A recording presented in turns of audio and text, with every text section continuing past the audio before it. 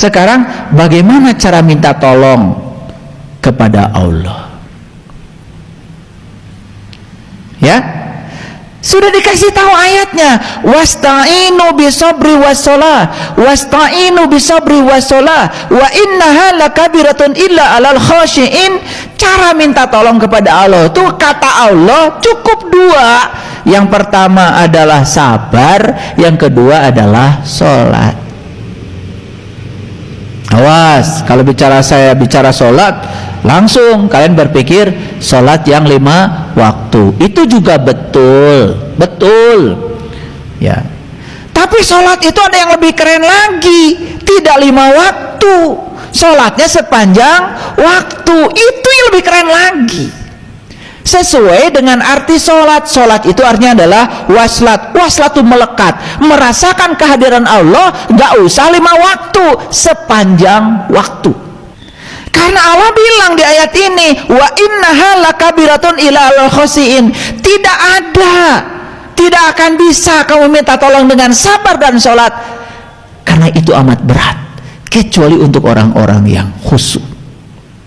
Nah, khusyuk itu bukan konsentrasi, khusyuk itu bukan memfokuskan pikiran. Ini yang masalah. Banyak orang-orang sok tahu bilang khusyuk konsentrasi, menciptakan bahasa sendiri. Tafsir Quran bil Quran itu yang benar. Makanya kata khusyuk, karena itu bahasa Rob, harus dijelaskan oleh Rob. Nah, apa itu khusyuk? Khusyuk itu kata Allah di Quran, allazina yadunnuna annahum mulaqu rabbihim. Jadi khusyuk itu artinya sebuah kondisi yang diawali dengan perjumpaan dengan.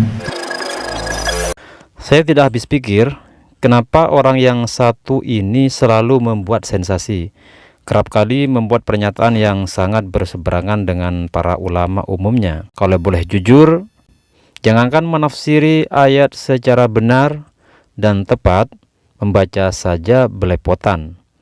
Miris, udah gitu masih merasa benar lagi. Oke, sehubungan dengan ini saya akan bahas ayat yang dikutip tadi sesuai pendapat para ulama yang memang pakar dan mumpuni dalam keilmuan. A'udzubillahi minasyaitonirrajim, musta'inu bis-sabri was-shalah wa innaha lakabiratun illa 'alal khashi'in. Artinya adalah, jadikan sabar dan sholat sebagai penolong kalian. Sungguh hal itu teramat berat kecuali bagi orang-orang yang khusyuk. Imam Jalaluddin As-Suyuti dalam kitab Tafsir Jalalain mengatakan, jadikan sabar, yakni menahan diri dari segala yang tidak diridhoi, dan sholat sebagai penolong atas masalah kalian. Nah, kata sholat disebut secara khusus sebagai tanda pentingnya urusan ibadah sholat tersebut.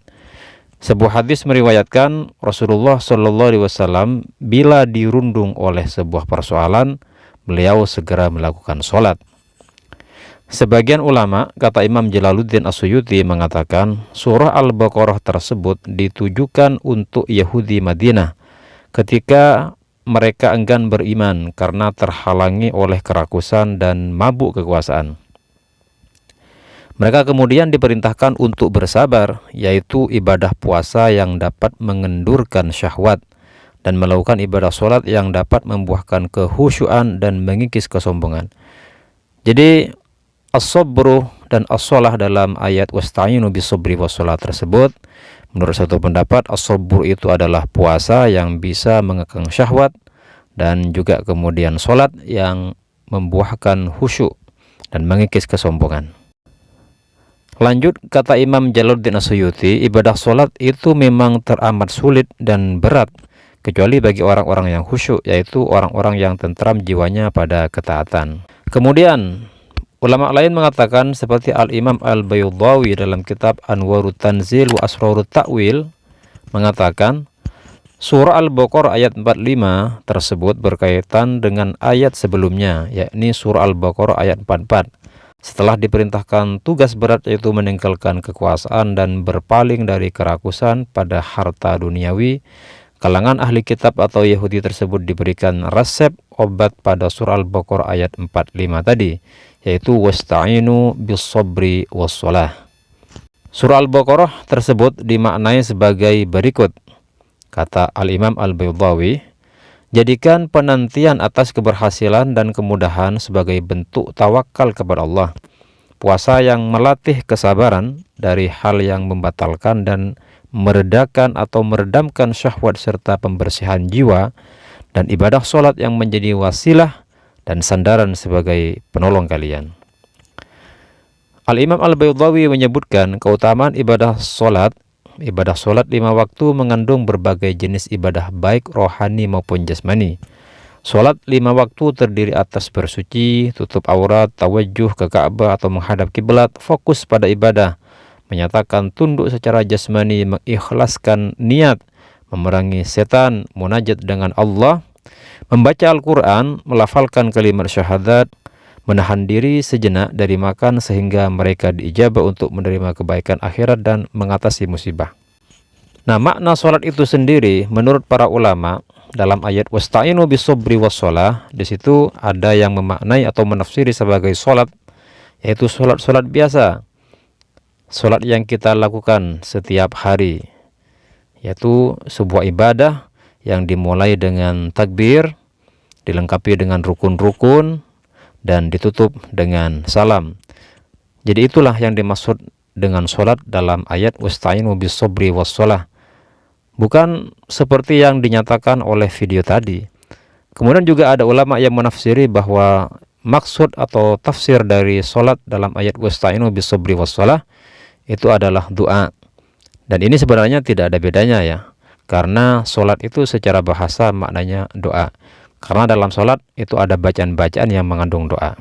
Kemudian dhamir ha yang ada di lafadz wa innaha lakabiratun illa 'alal khosyin itu bisa merujuk pada sholat secara khusus, perlindungan diri dengan sabar dan sholat, atau ketentuan perintah dan larangan terhadap mereka secara umum. Kemudian khusyuk adalah ketundukan secara jasmani, sementara khudu adalah ketundukan batin. Artinya khusyuk itu adalah memang konsentrasi penuh, tunduk kepada Allah dalam hal jasmaninya. Kemudian dalam hal rohani itu diistilahkan dengan khudu. Jadi seperti itulah maksud khusyuk dalam ayat tersebut. Jadi ada khusyuk yang berkaitan dengan jasmani, kemudian yang berkaitan dengan rohani itu adalah khudu. Inilah penafsiran yang benar sesuai dengan pendapat para mufassir, seperti Al-Imam Jalaluddin As-Suyuti dalam kitab Tafsir Jalalain, kemudian Al-Imam Al-Baydawi dalam kitab tafsirnya Tafsir Al-Baydawi. Semoga bermanfaat.